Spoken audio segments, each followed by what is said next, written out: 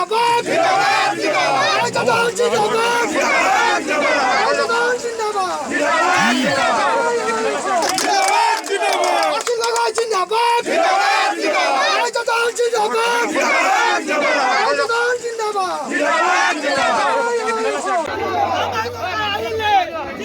আখিল গগৈ জিন্দাবাদ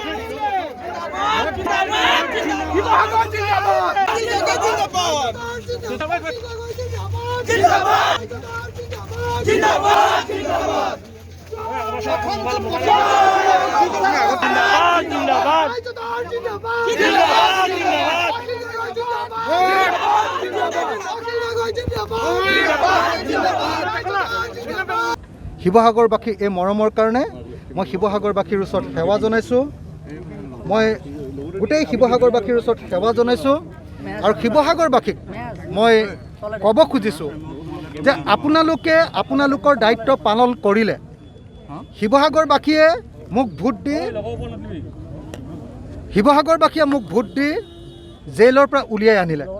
গতিকে শিৱসাগৰবাসীৰ আধা কামনা পূৰণ হ'ল এতিয়া বাকী আধা কামটো কৰাৰ দায়িত্ব মোৰ শিৱসাগৰৰ ইমান দিন ধৰি যি উন্নয়ন হ'ব লাগিছিলে সেই উন্নয়ন হোৱা নাই আৰু মোৰ সমস্ত শক্তি প্ৰয়োগ কৰি মই মোৰ উন্নয়ন কৰিম সমষ্টিৰ উন্নয়ন কৰিম মুখ্যমন্ত্ৰীৰ সমষ্টিত যিমান উন্নয়ন হয় শিৱসাগৰৰ সমষ্টিটো সিমান উন্নয়ন হ'ব লাগিব আৰু কোনোবা ডিপাৰ্টমেণ্ট বা কোনোবা মন্ত্ৰীয়ে যদি ইয়াৰ উন্নয়নত বাধা প্ৰদান কৰে তেতিয়াহ'লে তাৰ বিৰুদ্ধে মই কেনেকুৱা ধৰণৰ ব্যৱস্থা গ্ৰহণ কৰিম আপোনালোকে সেই অভূতপূৰ্ব ব্যৱস্থা দেখিবলৈ পাব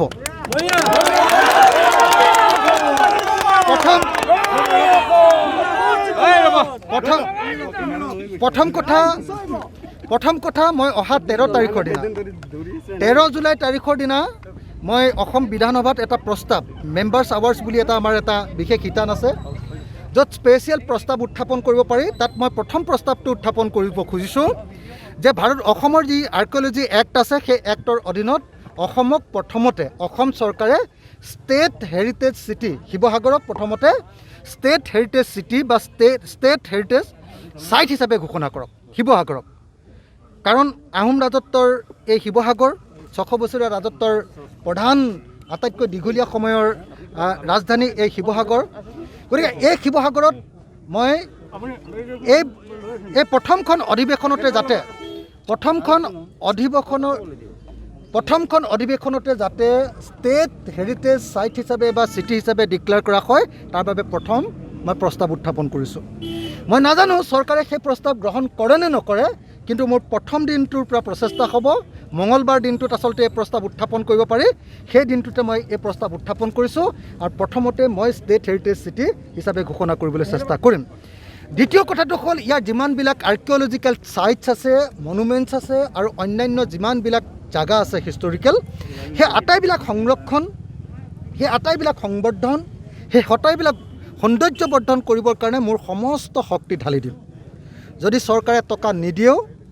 অন্যান্য বিভিন্ন প্ৰতিষ্ঠানৰ পৰা আনি হ'লেও এই অঞ্চলৰ সেই আৰ্কিঅলজিৰ সংৰক্ষণ মই কৰিবৰ কাৰণে চেষ্টা কৰিম ফাকুৱা দৌল আজি পানীত ডুবি থাকে আজি জয়সাগৰ পুখুৰীৰ পাৰটো ভাগি গৈছে গতিকে এই সমস্ত সমস্যাবিলাকৰ এটাকৈ মই সমাধান কৰিবৰ কাৰণে চেষ্টা কৰিম আৰু তাৰ কাৰণে এখন আপোনালোকে জানে টুৰিজিম এডভাইজৰী কমিটি তৈয়াৰ কৰি দিছোঁ তেওঁলোকে ইতিমধ্যে কাম আৰম্ভ কৰিছে আৰু সমস্যাবিলাক চিনাক্ত কৰিবৰ কাৰণে প্ৰব্লেম আইডেণ্টিফিকেশ্যন কমিটি আমি তৈয়াৰ কৰি দিছোঁ সেইখনেও কাম আৰম্ভ কৰিছে এতিয়া মই নিজে অঞ্চলে গৈ আপোনালোকৰ সহযোগত মই সমস্যাবিলাক চিনাক্তকৰণ কৰিম আৰু মই দ্বিতীয় যিটো প্ৰচেষ্টা ল'ব খুজিছোঁ শিৱসাগৰৰ কাৰণে সেইটো হ'ল কেৱল শিৱসাগৰক মানে ষ্টেট হেৰিটেজ চিটি নহয় ভৱিষ্যতে যাতে এইটো ৱৰ্ল্ড হেৰিটেজ ছাইটত পৰিণত কৰিব পাৰোঁ বিশ্বৰ ঐতিহ্য ক্ষেত্ৰৰূপে ইতিমধ্যে গুজৰাটৰ আহমেদাবাদ চহৰখনক তাৰমানে বিশ্বৰ ঐতিহ্য ক্ষেত্ৰৰূপে চিটিৰূপে ঘোষণা কৰা হৈছে ৰাজস্থানৰ আপোনালোকে সকলোৱে জানে ৰাজধানী জয়পুৰক ইতিমধ্যে ঘোষণা কৰা হৈছে আমাৰ শিৱসাগৰ কিয় নহ'ব গতিকে প্ৰথম ষ্টেট হিচাপে ষ্টেট হেৰিটেজ চিটি আৰু তাৰ পৰৱৰ্তী সময়ত যাতে ৱৰ্ল্ড হেৰিটেজ চিটি কৰিব পাৰোঁ তাৰ কাৰণে মাষ্টাৰ প্লেন তৈয়াৰ কৰিবৰ কাৰণে মই শিৱসাগৰলৈ আহিছোঁ Don't forget to like, share and subscribe to EastMojo. For any queries, put them down in the comments section below and press on the bell icon for notifications.